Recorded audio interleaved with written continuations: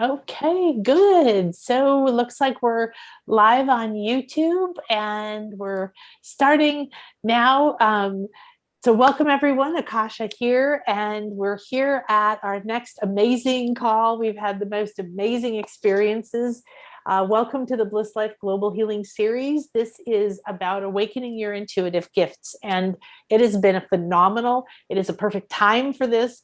We have accelerated energies, both because of the breakdown happening and the metamorphosis in the world, but also because right now we're moving towards eclipses and a whole lot of other things are happening. So our intuition is actually being expanded by the fact that we have this Jupiter and Pisces thing. And what that means is expansion and good fortune and abundance in intuitive gifts. So the energies, you might be feeling emotional, right? You might be feeling all kinds of information coming in. I'm literally feeling electric energy the last few days.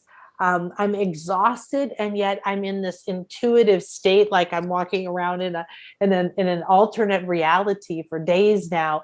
And I'm not tired in a way like I want to go to bed. I'm more like just like it's almost like I'm being drawn into the center. So we've had so many amazing processes and healings and beautiful things. And today we have an amazing woman. I'm super excited about this.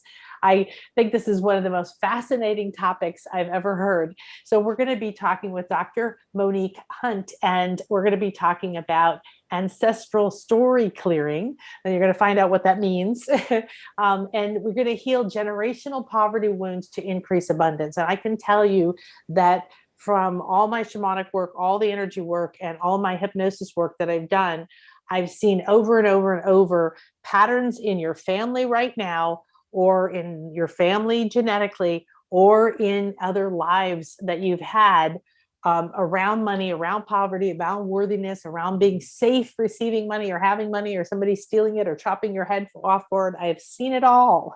And so this is a very important thing to clear and to cleanse. So if you want the free gifts, if you want everything in one place, nice and easy, nanakasha.com/Bliss Life Global Healing. Otherwise, you can see all of them, except for one special one. You can see them on YouTube. So this is the Awaken Your Intuitive Gifts series. I'm Akasha. Hi, welcome. If you want to subscribe to my YouTube channel, they'll give you a notification if you ask for that when I go live. That way, if you're not on the email list or you don't see it, you'll get a little notification saying, hey, this is happening right now. Or you'll get a notification, I think, when we put a video up, which is becoming much more often. So these are all the amazing people that have come together for this series. And I want to just send a gratitude out. Maybe we can all just like send out from our hearts as we come into this moment. We come into this beautiful space. Right before this, I just finished an Angels of Abundance class. So if you're feeling a lot of angelic presences, that's what's going on here. So just let's breathe in. Be here now as a clear and open channel to your highest good, and be ready and willing, relax as you let that breath go to receive. You came here and there's guidance here, there's love here, there's healing here. All of these beautiful women have shared incredible wisdom and knowledge and journeys and solutions and experiences with us. So I want to thank everyone. I want to thank Monique today. And tomorrow we have Leora Brunn. She's stepping in for one of our guests who had to go because of a death in the family. And she's going to do a big 90-minute class. And we're going to do some really amazing stuff together. Awakening as part of the universe. And when you're separate from the universe isn't whole. And it's all very deep and gorgeous. And it's going to be all based on you. It's super interactive. And then Jennifer is going to share an Akashic Records journey with you. And then I'm going to gift you with my Awakening to Your 360 Senses video. And then we're going to have live intuitive readings. So that's the fun that we've been having here. And even though we have a few more days left to play together, we have something so powerful today. So let's all of us open our hearts and our minds to our ancestors, Mitakuwase, And we call in the angelic realms and the protective layers of light that will bring us together in exactly the way that is healing and optimal for each of us as we dive into this beautiful topic and awaken our intuitive gifts. So let's find out a little bit about Monique. So today we're going to discuss, and she's going to take us through some interesting things around ancestral story clearing. And we're going to heal generational poverty wounds to increase abundance. So Dr. Monique's students affectionately call her the ancestor griot. I have to admit, I had to look that up. I didn't know what it was. And I believe it's a West African storyteller. Is that right? Yes, it is. Yeah. So I was like, ooh, I want to know what that means. I also had to make sure it wasn't a typo, so. Of course. So she channels the stories of your ancestors for guidance and generational trauma healing, clearing the path for joyfully living your soul purpose. Yay! After experiencing the painful loss of several significant family members, Dr. Monique's relationship bond with her ancestors deepened. One night, she was awakened by her ancestors and received a profound message encouraging her to show others how incredible life can be when you call upon your healthy and happy spirit elders for guidance. This is very exciting. I think there was another page. Yes, Dr. Monique's frequent visits from the ancestors inspired her to create the Ancestral StoryClearing program. She teaches her clients how to invoke the healing powers of their courageous, resilient, wise ancestors for guidance. She believes partnering with the ancestors allows you to live happily, abundantly, and love deeply. She is a metaphysical counselor, a spiritual teacher, and a perpetual student. Ooh, I like that. I'm one of those too. Her devotion to the ancestors comes from her training with her ancestors in both physical and spirit form, and her doctorate in metaphysical counseling, mentoring with spiritual teachers worldwide, and 2 decades of implementing the teachings of ancestor reverence in her life. I love that. This year, she's celebrating 25 years in business. And if you are on that list and you have your special page, her free gift is an ebook called 3 Spiritual Practices and a guided meditation to help you connect to your ancestors. So thank you so much, Monique, for being here. I'm super excited about this. I am too. Thank you. Thank you for inviting me and including me in such an amazing program. I'm just so happy to be here and to finally meet you. Yes, isn't it fun? Well, we've got a brilliant energy-filled day for connecting with our ancestors. All this electricity going on here, all these elementals. So, well, tell us a little bit more about your story, and I'm sorry about your loss.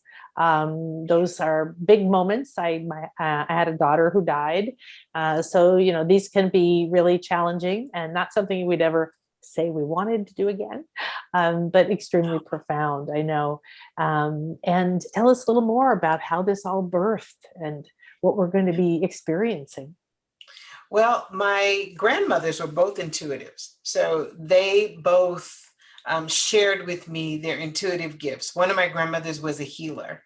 And so she did healing in her community, and but she was really a healer in hiding, because at that time, that wasn't something that was very well respected outwardly, right? And so she would, do these healings, and people would come through the back door, the back alley to receive healings from grandma. And over the years, I just became really fascinated. And she would say, one day you'll be doing this. Well, at that time, I was an engineer working in corporate America. So the thought of that was sort of, far off in the distance, but I still had this real interest.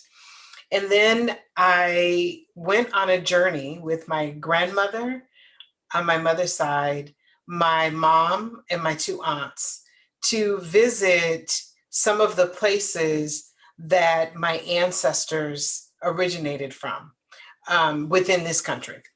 And so we happened to discover one of the plantations that my grandmother's great-great-grandmother was on.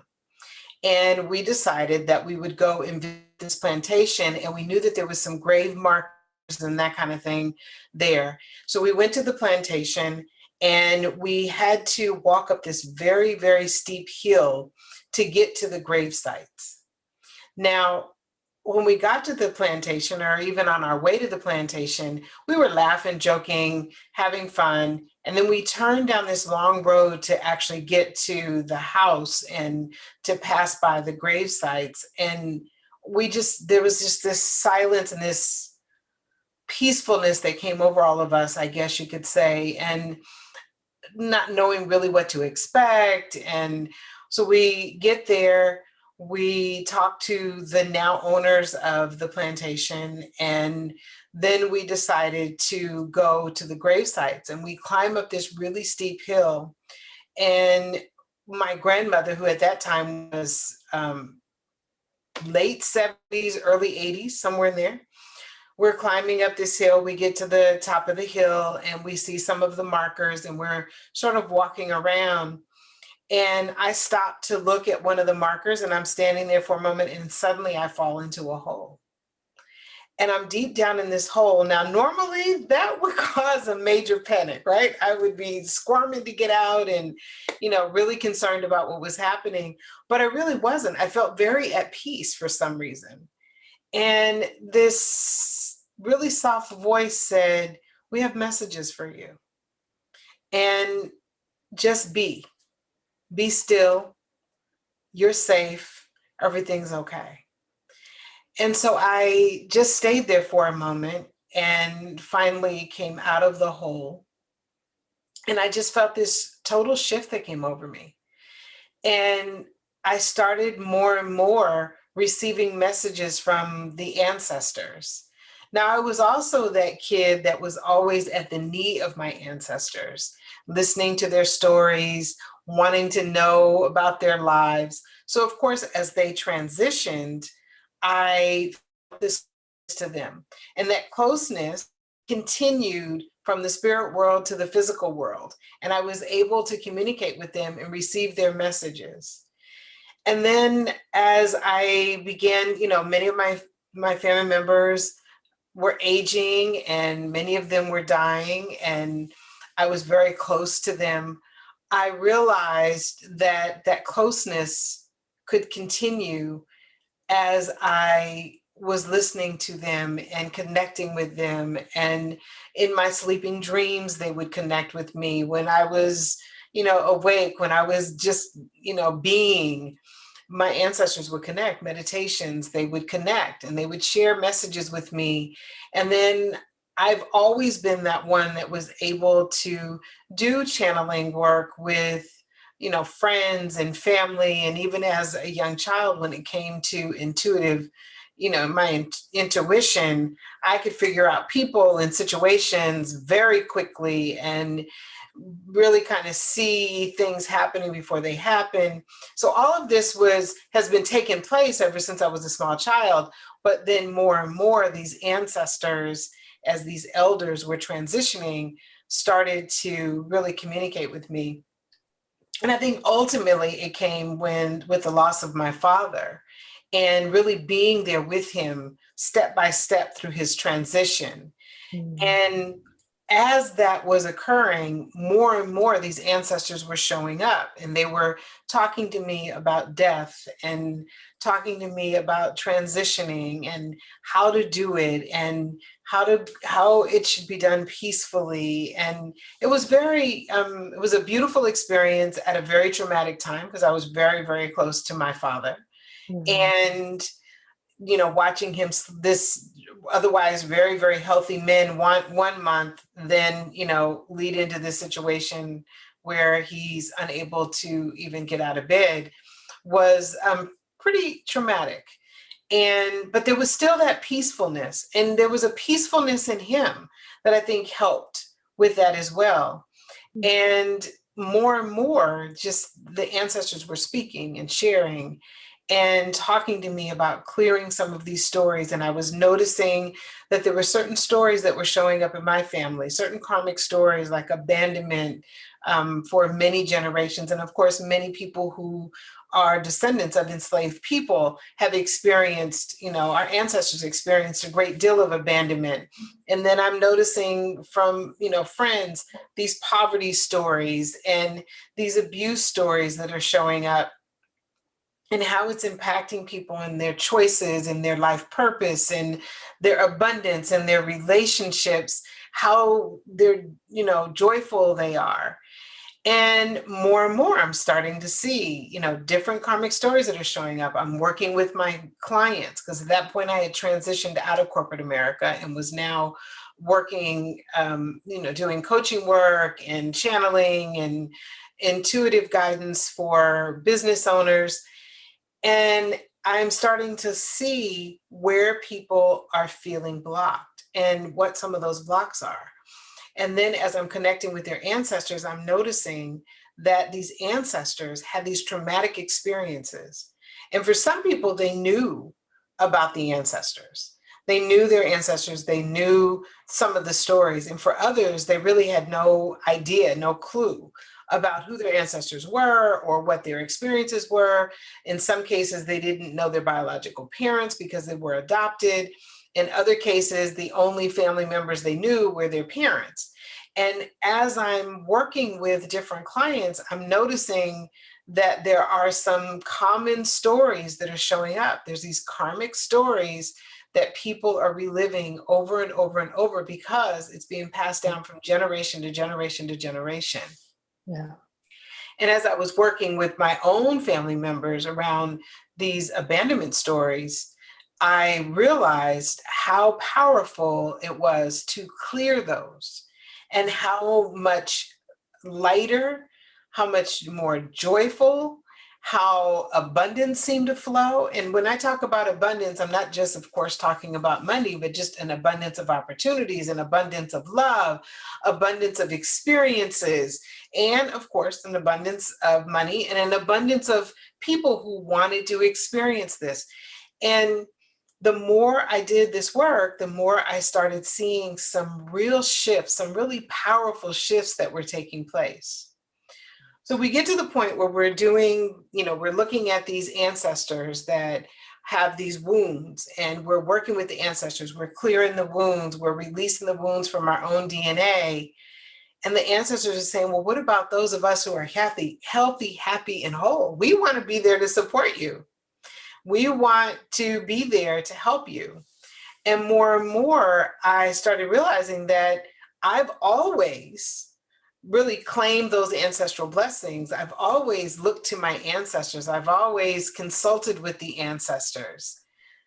But I wasn't really showing my clients how to really consult with those really happy, healthy, whole ancestors. Uh-huh. So once we do the ancestral story clearing and clear those generational wounds and we help those ancestors heal, they're ready now to support us, right? They're ready to guide us. They're ready to open doors. They're ready to clear paths. They're ready to help us have those really deeply connected relationships. They're ready for us to have this abundance, and they're ready to support us to really fulfill our soul's purpose, which is sort of the foundation, of course, to all of our joy and happiness. And that's how all of this got started, and how I've been doing this for a number of years, and I'm seeing such beautiful, beautiful transformations taking place. And it's just really exciting. I love this. When I first became a hypnotherapist, I was really shocked at what I saw because we would go, it was like 5-year mastery program. And so you'd see so many people being hypnotized. And even before I started to work with people, you would see this ancestral patterns come up, and it can be your DNA ancestors. It could be ancestors from other lives. I don't know what you see. Mhm. They could be people. I found people who would have a fear of death or fear of money or something. Mhm. And one lady was afraid of spiders and found out later, I think, that like her great grandmother died of a spider bite, but she didn't actually consciously know it. Right. Right. And these often will be what direct things you said earlier, directing your choices, where you live and who you marry. It's shocking when you look at your perception of lack or abundance or worthiness or wealth or value in yourself, and then you see that it has directed your choices from your car, your clothes, where you live, what you believe is possible, what you work. It's just incredibly powerful. It is. Yes. So when you first were experiencing it, was it just your ancestors when you fell in the graveyard, or was it ancestors in general? Well, it was ancestors in general, because of course there were other people that were buried there that were not a part of my blood lineage. And so I was feeling the collective energy of those ancestors, but also really after that, really started noticing that some of my ancestors, my personal ancestors, those I knew and didn't know, were coming through and were connecting with me. Now, the purpose of that trip was to do genealogy research. Oh, and my mom and my aunt, and there's a book back here, which is my family history book that I always keep with me. It's called Threads of Family History. That is the result of that trip, of many trips, but that trip was also included in there. And so my mom and my aunt had spent 10 years and they were doing our genealogy research. And that was part of this experience of going to this plantation and being where my grandmother's great grandmother lived. So we were able to really go to some different sites and experience the energy of the ancestors being there, whether they were mine or someone else's. Now, this book has proved to be an amazing gift because it contains all these beautiful stories that have been passed down from generation to generation about our ancestors. And I flip to the book and will read and just connect with that ancestor. So that was sort of the purpose of it. And then, of course, these other ancestors were coming through. And then I started noticing that I would sit with a person and they would, as they were telling me about some of their challenges, their life challenges, some of the heartaches that they were experiencing, I was able to feel the energy and presence of their ancestors anywhere from, the more previous generation to 13, 14 generations back. And wow. Hear their stories, which is where the ancestor griot piece came in. The ancestors love to tell me their stories. Ah, I see that. Right. Okay, so they tell you stories and you share that with your clients, and it contains the wisdom that they're looking for right now, right? Right. Yeah. So what happens is, if someone says to me, I'm really experiencing, let's say they're going through a divorce, there is usually an ancestor somewhere in their lineage that has experienced some challenges around relationships. And that ancestor or ancestors will come through and they'll share stories with me to help them understand the connection that they feel, that the ancestor feels to the person. And then they share spiritual practices and rituals and ceremonies that people can do to help them release some of the wounds that have been passed down that are impacting how they're handling this divorce, or how they're even entering into relationships and shifting the way they relate to someone. Maybe making the divorce more peaceful, maybe even stopping divorce. I've had some situations where divorce has stopped as a result of doing this work, and people are now still together. And so these ancestors love to share their stories. And sometimes the stories are really difficult stories to hear. And sometimes they're difficult, but then they also share, how they overcame, or, what they were experiencing at the time and the peacefulness that they feel now. And oftentimes how they would have approached it a little bit differently.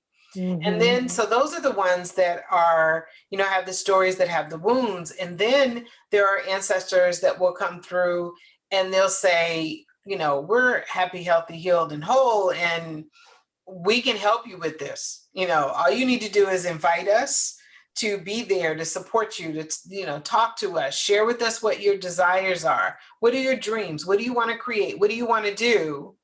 and we will help make that happen for you.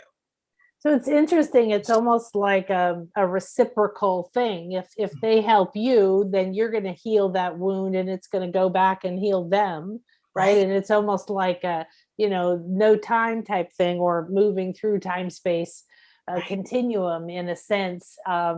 And do you ever? So here's here's what's coming to my mind. Hang on, let me get my charger. Is the patterns that I've seen come up for people in the years I've done work is it all validates everything you're saying. There's so much going on. Is this, it sounds like from what you're saying that these are all really helpful, happy beings. Do you encounter ancestors that are not giving good advice or don't truly want to help? I haven't encountered, well, I specifically asked for the ones that want to help. Okay. But I do get some that are very wounded that need our help. Okay. So there's the group that's still very wounded and needs the help to heal and to clear these stories. And then there's the group that is healed or maybe didn't really have any traumatic incidences that impacted them that way, that are ready to help as well.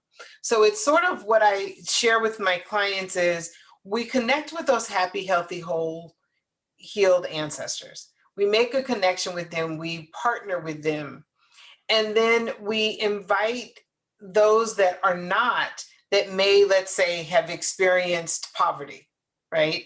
So we have some that are healthy and maybe poverty was never an issue for them and they had an abundance of whatever they wanted and needed. And now they're ready to help us experience that. But we also have this wound. We have this ancestor that has these wounds of poverty and lived in poverty and experienced poverty and maybe has not healed even upon their transition. There's still that energy of trauma and woundedness there. Well, we invite the healed and happy ancestors to help that ancestor with their healing. And so what I share is, if we were all at an event together, we were all at a party together, and we were having fun and everybody was happy and healthy and, whole, and a child walks in that's wounded and is lost and is unhappy, most of the people in that room would surround that child and try to help in some way. We would do something to try to make sure that that child was protected, that child was happy. Somebody may, make a phone call. Someone may decide to, if this child needs to be adopted, may adopt this child. Someone may give them some opportunities that they haven't been able to experience. We would take care of that child. That's what happens when we claim our ancestral blessings. We gather with these happy, healed, whole ancestors, and then we invite those that are not to come into the party, if you will, and we work at healing those ancestors. Nice. And that's the beauty of this. And so, yes, working with me one-on-one is very helpful. We can go directly into the story, but that's not the only way to clear these stories. The other way is to gather with these beautifully ready to heal. And, remembering that some of these ancestors were healers, right? Oh, yeah. They were healers in their own right. They were leaders in their villages or leaders in their communities, and they're ready. They want to continue to lead. And so their sacred contract is to help their descendants and to bring in their descendants. Yeah. And then there was one other thing that you mentioned about, you were asking me about, were they my ancestors or other ancestors? One of the things that I love is connecting with the ancestors of the land wherever I go. Yeah. Wherever I am, there were people that walked on that land before I did. I want to honor them and respect them and, really give them a blessing and offer, any kind of healing or support that I can. And doing that, it really changes how you experience a particular area, how you experience a particular building, when you travel, how you experience another country. It really shifts and changes that. Yeah. And even with my own home, it's not uncommon for me to go and step outside and once again express gratitude for those ancestors that walked that land, that took care of the land, that built the home, that, you know, all of those beings that came before I landed here, right? Yeah, yeah. And so, Well, and because all those energies are there. right, Yeah.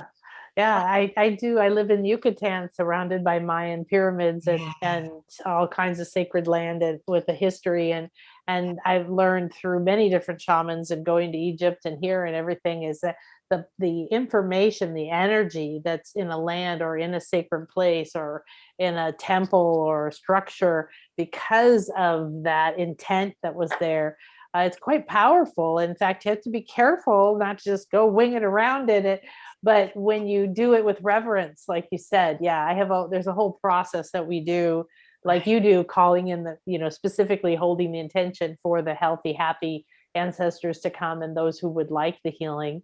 Moving into a place like that with a lot of respect and certain ritual and certain respecting words and everything. Yeah, so that you connect to the ancestors of light and you connect to the ancestors that are either there to empower or to like, but yeah, oh my gosh, everywhere on the planet, just right, energy is amazing. So, right. well, I know I saw a lot of patterns. I spent over 8 years when I first got online, which was like 15 years ago, working specifically with the spirit of money, with spirituality and money and beliefs and energy around beliefs of wealth, self-image, finding that. And I found this very tangled connection between your self-image and your money and your money and your sex life and your money and your love life and your money and your body image and all these things connected together. So poverty or poverty consciousness, I found at that time, was the perception of lack. It was so damaging. It's a cause of number one cause of divorce and stress, so therefore Yep, disease, and sometimes people can't figure it out, like, why won't it go away? I've got over this, I got over that, I can speak up, I got a good job or something. And that these that's it. patterns show up in their lives, right? Take away the money they made or different things. So what are some of the common karmic patterns that you see come up? I, everything that you just said is definitely part of what I've seen that has taken place um, with the people that I've worked with. You know, like you said, there is definitely a connection with all of those. And, you know, what I've noticed when I've worked with the different ancestors is it doesn't necessarily mean that the ancestors lived in poverty, but it could mean that the ancestors experience a withholding of love. Mm-hmm. That's poverty too, right? And Yeah. that's abandonment, and that's also poverty, because withholding of love means that there was a lack of it. Yeah. And I've seen situations where people have ancestors who felt that they lacked opportunity, Mm-hmm. right? And the lack of opportunity plays a part in it as well. And what I've also noticed is the other part that shows up is karmic stories of fear. When there's been a great deal of fear that has occurred in a person's lineage, that creates a problem for people. If there has been shame, a great deal of shame that has occurred throughout the lineage, that impacts money and abundance. And addiction is another one, obviously. You know, that one is, but it isn't just, you know, a lot of times people think, well, addiction is addiction to drugs or Yeah. alcohol. But there's so many addictions that are out there Yeah. that play a part in our experience of lack. So any experiences of lack that our ancestors had, you know, oftentimes if they were addicted to, let's say, alcohol, what you were saying, there's a lack of self-love, a lack of self-esteem oftentimes. You know, there's a great deal of shame that has taken place. And Mm-hmm. those all form that energy of lack that impact a person's abundance in every area of their life. And for each person, even within a family, let's say the family had a great deal of poverty and maybe there was some abandonment and some addiction that took place. Each member of that family will experience that karmic wound in a different way. Mm-hmm. You know, some may have, some may become addicted to something. Some may experience a lack of opportunity or feel that there's a lack of opportunity. Some may have financial problems. Doesn't necessarily mean that they are living in poverty, but it may be one of those things that flows in and flows out in the same day, and they always feel tense and upset about not having enough. For some, it may show up as a lack of having friends, having friendships and feeling loved and feeling supported. And for some, it may show up in not having relationships. So there's different ways that this poverty wound can show up, and there's different sources for that poverty wound.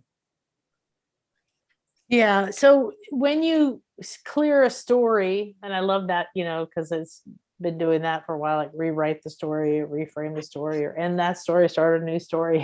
It's such a powerful way to think about it, because it is, if you believe the story, you get in it, then you're living it. Right. Right. So as as you clear that, what are ways people can connect with their ancestors? Do you have, some people might be like, oh yeah, I do that all the time, but I think more people connect to maybe angels, or connect to their dog or animal spirits, or maybe nature or Gaia or things like that. But ancestors can feel a little bit dangerous or a little bit uncertain. And there's the aspect that you knew a person or you knew of them. Is this really them? And Right. Yeah, that's a great question. So when we first start connecting with ancestors, we want to connect with those ancestors that we either had a positive relationship with or we didn't know.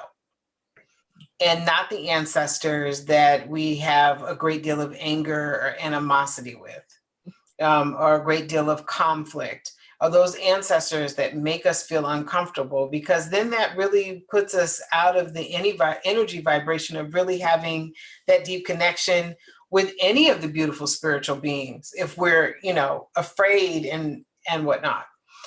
You can set the tone like you can with any relationship with any spiritual being. You can decide what that relationship is, and you can say, I only want to connect with those ancestors that are whole and healthy and healed and have good energy and are kind and generous and gentle and compassionate and have empathy. Those are the ones that I want to connect with. And that will basically stop any of those that want to come through that are not healthy and whole from coming through. And that's when you first start working with the ancestors. To me, that is the best way to get started, because you don't want to jump into dealing with these ancestors that are not happy. And not know how to work with them, not know how to heal and to help them heal. So you start with the happy ones, and there are many ways that you can connect with them. And one of the ones that is the easiest is really through your sleeping dreams. Ancestors love to visit us in our dreams.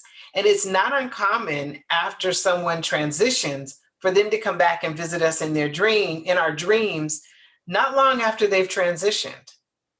And if you welcome that, now you can say, I don't want to visit with that ancestor, obviously, but if you are open to it, you can actually visit with that ancestor and ask them to come and share with you any messages that they may have for you.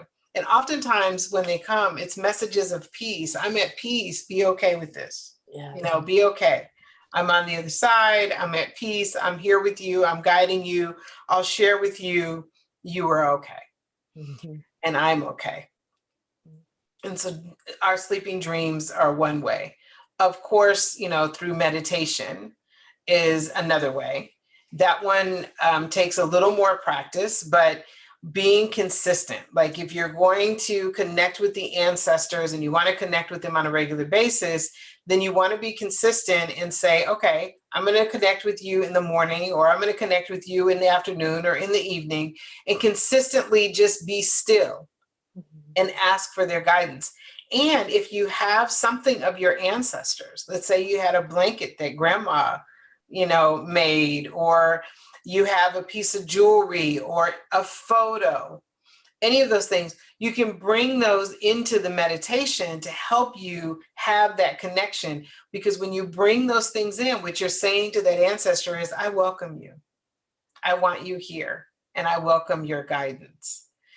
And then the other one is your altar, which is sort of the number one, creating an ancestral altar. And that ancestral altar can be as big and as large as your whole room, which some people do, or it can be as small as a picture and a candle. I know that I have a client who right now, as she says, she's doing home surfing to decide where she actually, what state and what part of the country she wants to live in. So what she does is she has her altar in a box, and she just brings her altar with her from place to place until she decides where she wants to land her feet. But she wants to have her altar there because she's inviting her ancestors to help her really feel if this is the right space for her, the right place for her as she moves on into the next part of her life. So you can have a small box. You can, in my case, I have several altars throughout my home. Everything behind me is part of an altar to honor the men in my family. And part of it is because one of the figurines back there is the man. I made him. Well, he broke at one point. He broke his foot. And I say he broke his foot, but actually I think I did. But anyway, he broke his foot. I put him in a box, taped him up, taped his foot up. I wrapped it up with the thought that one day I would repair him, right? And then I put him back out. And he was in a box. I had an uncle who was 100 years old. And the last time I saw him, Uncle James had gout. So he had his foot all wrapped up. Right. And so we connected, and I didn't know him really well. I didn't meet him until I was older. But I loved Uncle James, and I loved being around him and talking to him and hearing his stories. And he passed away. And about 2 years later, I was in meditation, and I thought, you know what? I want to hear from Uncle James. What does Uncle James have to share with me about a situation that I'm dealing with? I'd love to know his wisdom. And he told me to go to that box and get that figurine out. Now, mind you, he'd never seen that figurine. Never. He told me to repair that man's foot so he can be at peace. And he said, and place him somewhere, and I'll have more to share with you. So I keep him there. And he, when I am wanting to connect with Uncle James, I just take a look at the figurine and I chuckle at the story and invite Uncle James to come and connect with me. So having these altars, and then of course the book has a number of my ancestors. I flip to different pages and, connect with them. So if you have stories of ancestors, or you have people in your family, in fact, I encourage you to collect the stories now. Yeah. If you have elders in your family, talk to them, collect the stories, write down the stories, record the stories, whatever you want, because those ancestors that they're sharing with you were probably very courageous and wise and creative ancestors that you can pull from later on. And if you know their stories, then it makes it even more fun to connect with them. Yeah. And for some people that doesn't work, obviously, but if you're in a situation where you can, that's good. So you can create these altars by placing, photos on the altar, doing what I've done with this particular one behind me. I have another one that is just a altar honoring my grandmothers. So it's grandmothers from multiple generations. honoring the grandmothers. I've even placed grandmothers and mothers of other people that I really cherished Mm. and want to bring their energy in. So it doesn't have to just be your biological ancestors. It could be historical. It could be, if you're a writer, you might want to include Oh, a photo of someone who writes yeah. on your altar, right? Oh, And place nice. that one on your altar. Only people who are deceased go on your altar, though. So you don't want to have like a group photo with, you know, grandma and grandpa are deceased, but everybody else is alive. We don't put them on the altar. You only want non-living relatives or people to be on your altar. So you place them on your altar, and then you make offerings on your altar. So you may decide to offer flowers. You may decide, let's say there's a family recipe. You know, in my family, my grandmother she loved sweets. And she had a cake that she made called the $1,000,000 cake. And this cake took 2 hours to bake. And everybody in the family loved this cake. I mean, to this day, if anybody makes it, it's gone, right? And so, I mean, my grandmother would put this in the oven and then go to church down the street and then leave church and take it out the oven and then go back to church. And then we'd all race from church because church was like right down the street from her. And we'd race from the church and, you know, go in to eat this warm $1,000,000 cake. Well, anytime I make that cake, I actually put a little bit on the altar as an offering to her, an acknowledgement of her. Yeah. My father loved coconut, so sometimes I'll just sprinkle coconut on the altar or put a whole coconut there. So really anything that you know your ancestors liked, you can offer it on your altar. And even if you don't know what they liked, what do you like? Because if you like something, there's an ancestor somewhere in your lineage that likes that too. Likes that, yeah, Right? right. You like chocolate? I bet Oh, there's an ancestor that likes chocolate. most likely, yeah. Right. Yeah. And you Well, can I have shelter. yeah. Well, I know you have a guided meditation or something for us. Yes. Yes. Yes. Yes. Okay. Okay. So Okay. what we're going to do is we are going to connect with what I call your ancestral guardian. And this ancestral guardian is not necessarily a lineage ancestor, but this is the guardian that helps to open up the door for you to connect with those really powerful, wonderful ancestors that we want to connect with. And as we go on this journey, this ancestor will share different things with you that you can add to your altar. And by adding these things to your altar, whether you add them in physical form or you just draw them, whatever you decide to do, get pictures, you can add things to the altar that will help you welcome this guardian ancestor and your other ancestors into your life and into your family. Okay. So if you have some water, I just encourage you to take a quick drink of your water.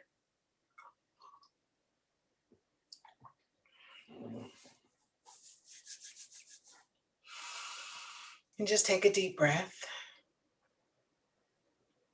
and exhale and allow your body to relax. And just close your eyes as we go on our journey.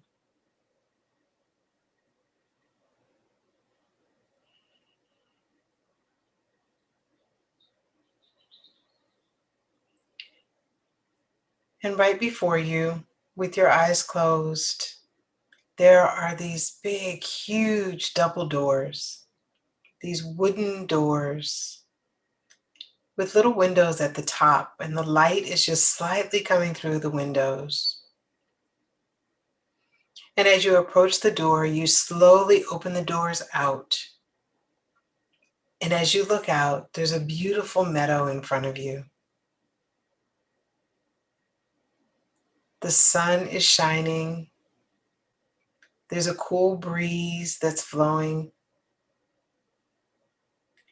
And as you step out into the meadow, a golden path appears for you. And you allow your first step down onto this golden path.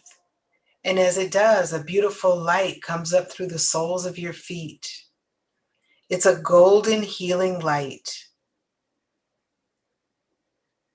And this golden healing light is allowing any stress, any wounds, any pain.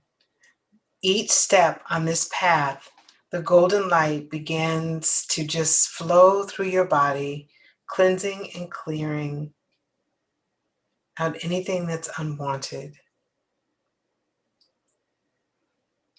And as you take this journey along your path, notice all of the beautiful colors around you. Notice what you see.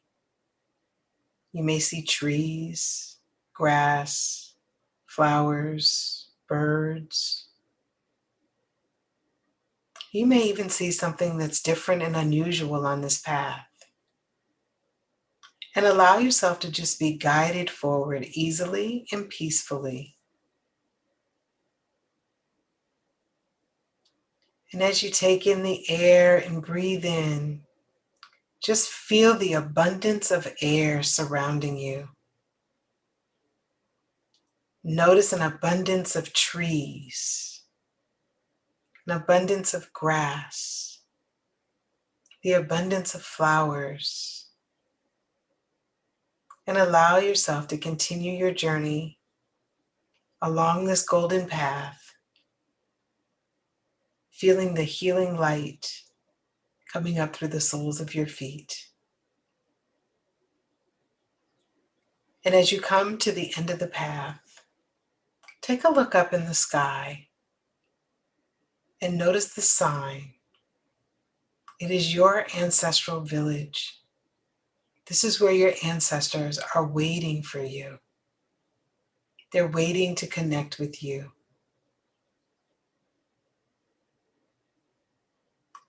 Just stand there for a moment. And as you step off the brick path, the golden path, you'll step onto the earth, into the grass. And now all of that golden light exits the sole of your feet and it connects you to all the beautiful trees around you. And these trees give you energy. They ground you. They give you peace. And as you take this journey, stepping further and further into your village, as the gate to the village opens, there's an ancestor that greets you.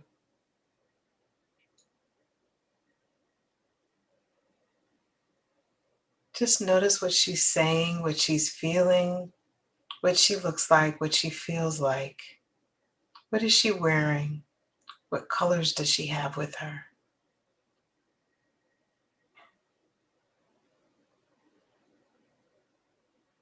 And she invites you into the village.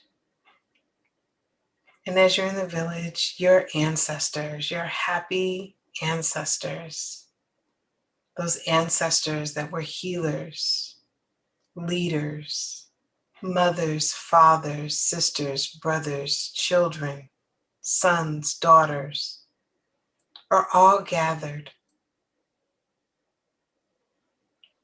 They're greeting you and cheering you on and thanking you for coming and joining them.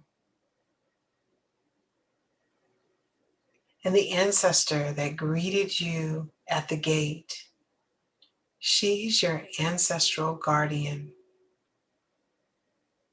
She's this beautiful being that supports you and has always been with you. And she guides you into an open space where your ancestors have gathered in circle and are ready to be with you. And she guides you in, and the two of you take a seat in the circle. And as you sit with the ancestors, they each send you healing thoughts. And you may have one thing that has been just on your mind or challenging you or creating stress in your life. Just bring that to mind. And as you do, feel the beautiful energy from these ancestors helping you to dissolve and release whatever it is that you need to release.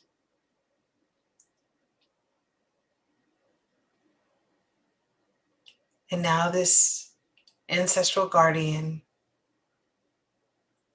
she gives you a moment to just receive. One of your ancestors steps forward and has a beautiful box for you. This is your gift, and there are 3 items in the box for you to include on your altar. Notice the color of the box. These are the colors to add to your altar.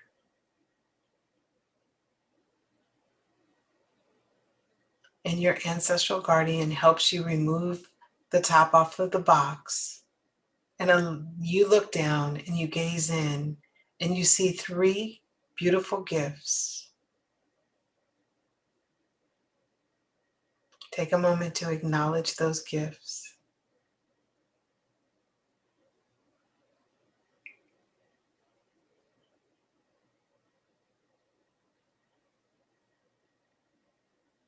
Thank your ancestors for the beautiful gifts that they've shared with you that you can take back and add to your altar. These are the gifts that welcome the ancestors into your home and your life for guidance, direction, healing, and support.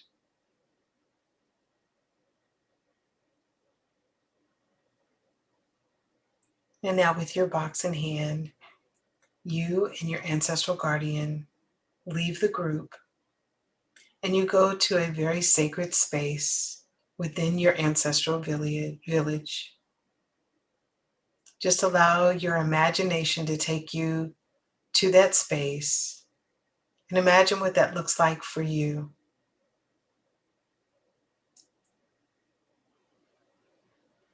And now she sits across from you.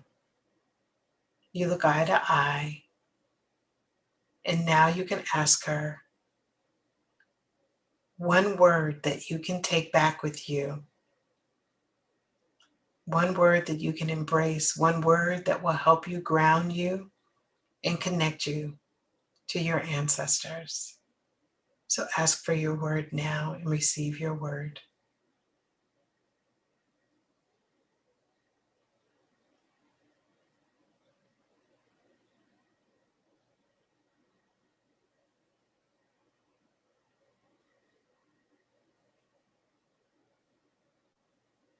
And thank her for the word. Thank her for introducing you to your ancestors.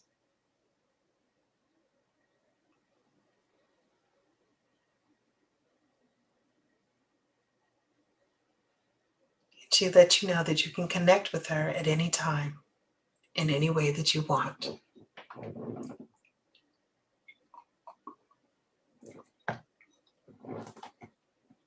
And now it's time for you to leave the village.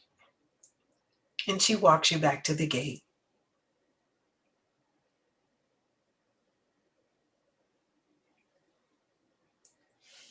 And as you get to the gate, you look back, knowing that you can come back at any time.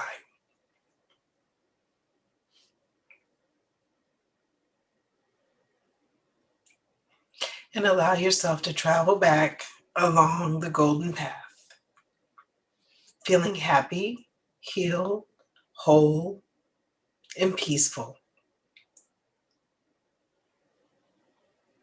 Knowing that you can go back to the village at any time just by connecting with your ancestral guardian.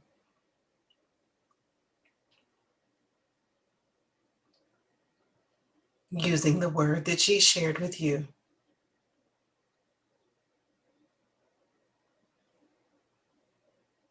And allow yourself to just travel back along the golden path, back through the double doors, into your space, into the present moment, with your gift, and your word, your box, and all the items that you can add to your altar. And she brings you back at any time when you're ready. She will bring you back to the village.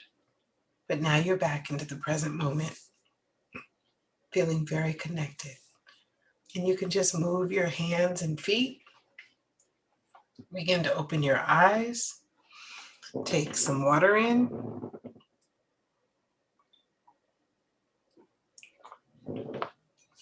And you may want to take a quick moment to just jot down the gifts that you received so that you can remember them.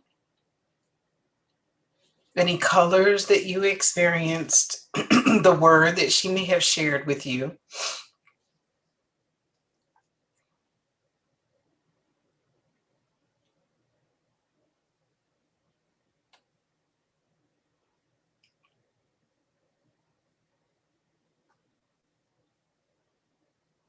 These are all items that you can include on your altar.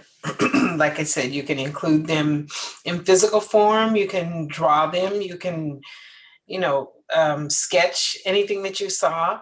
You can get pictures. You can add those to your altar. You can even get a box in the colors that you received. Remembering the colors of your box, those are colors that you can add to your altar, add around your home to welcome them into your home, wear them, these colors. And those are ways that you can welcome the ancestors into your life, into your home, and to help you with healing generational wounds, as in cultural traumas, as well as really fulfilling your purpose and living your life joyfully and happily and experiencing greater abundance.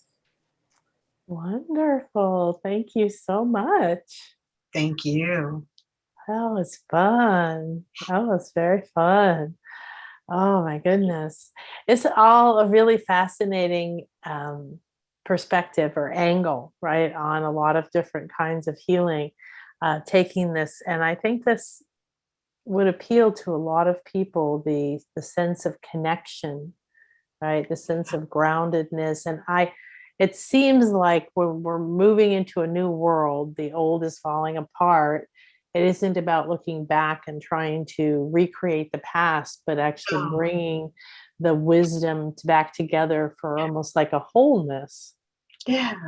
Yeah, it is. It really is. It's about really bringing that back, sort of a completion, right? And to have this wholeness, like you said, to have this support and guidance. One of the things that I want to quickly share too, because this comes up a lot, and the question is, what if I don't know my ancestors, or what if I was adopted?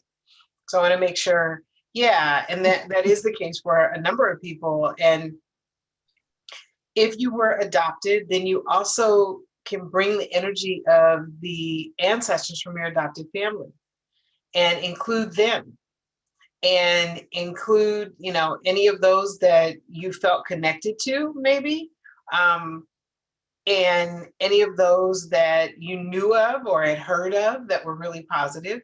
You can bring them forward. You don't have to know your ancestors. You don't have to know your ancestor stories.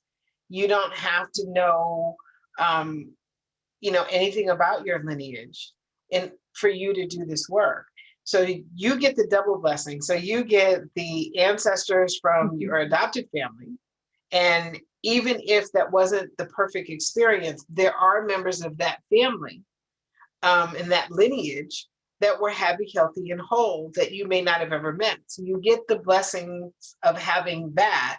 And then you also can connect to your ancestors. You don't have to know who they are in order to connect with them. You know that there was a mother and a father, and there was a grandmother and a grandfather, right? We know that just by biology.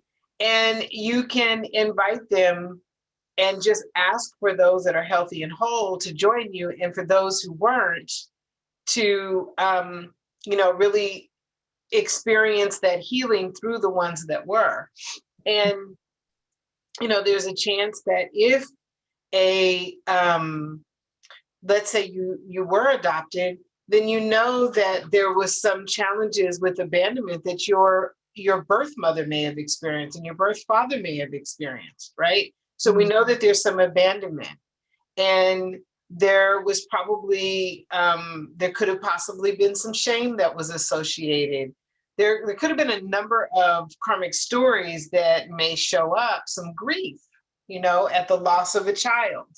And so whether it was conscious or unconscious, these things were taking place. So we know that these karmic stories actually exist, and we can heal those as well and release those, whether we know our birth parents or don't know the birth parents.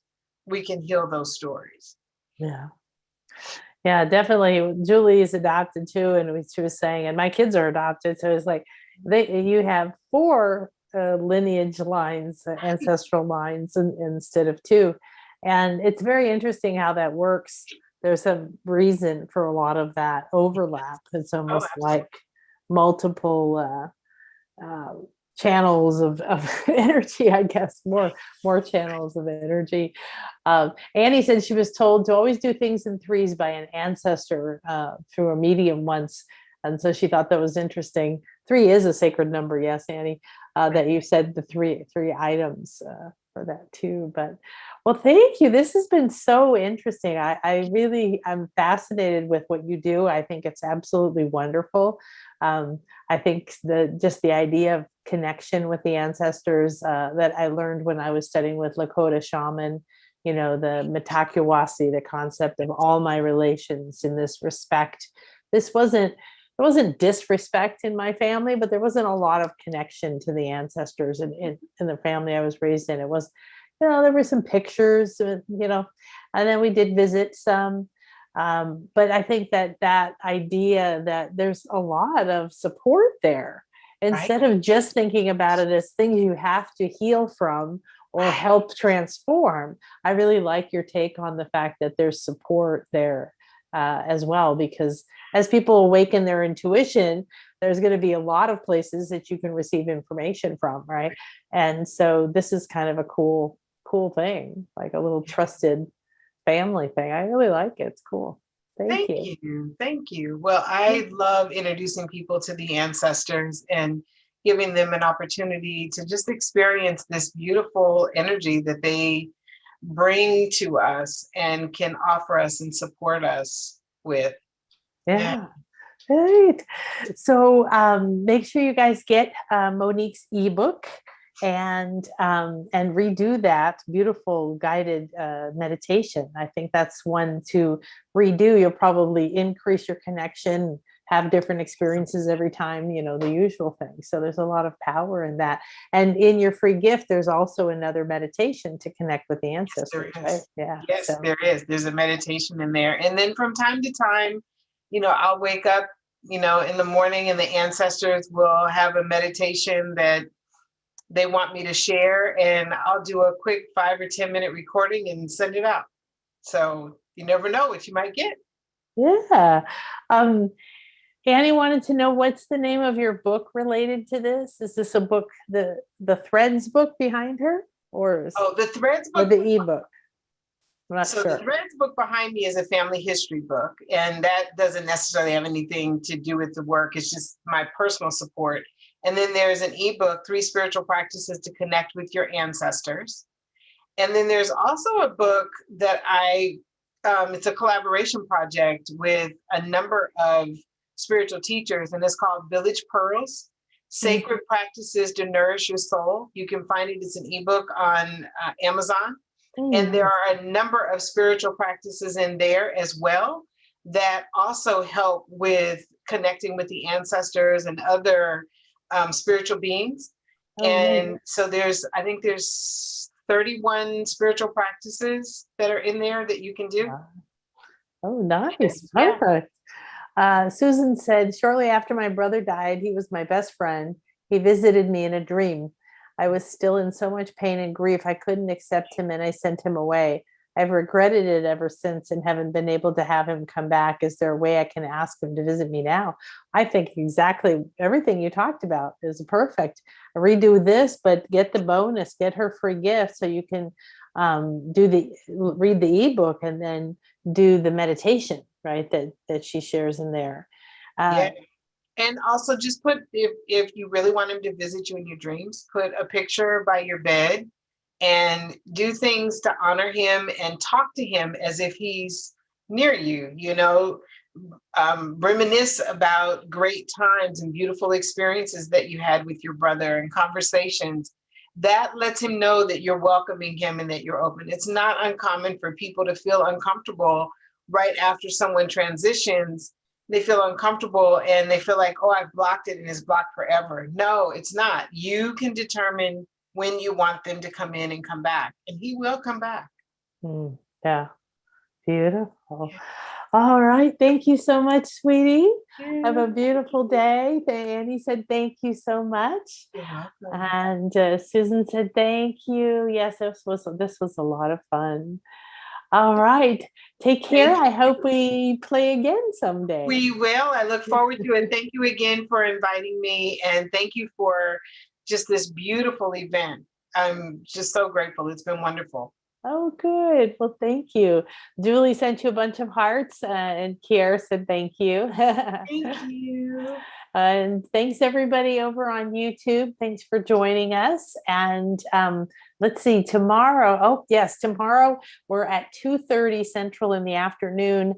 And if you can plan 90 minutes, my good friend Leora from the Zoetic Institute is going to come and we're going to play with some wonderful concepts. She's very practical, but she's very spiritual.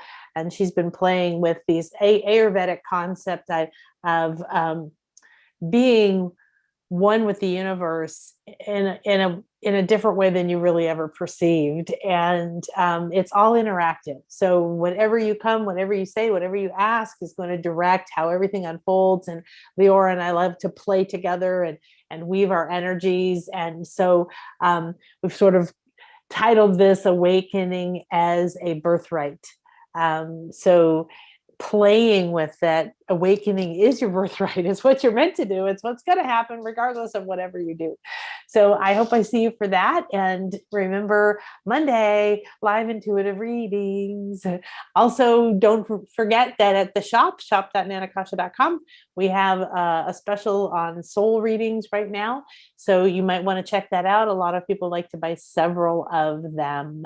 And did you get that? Yes. nanakasha.com/bliss life global healing if you wanted, if you're not on the list yet.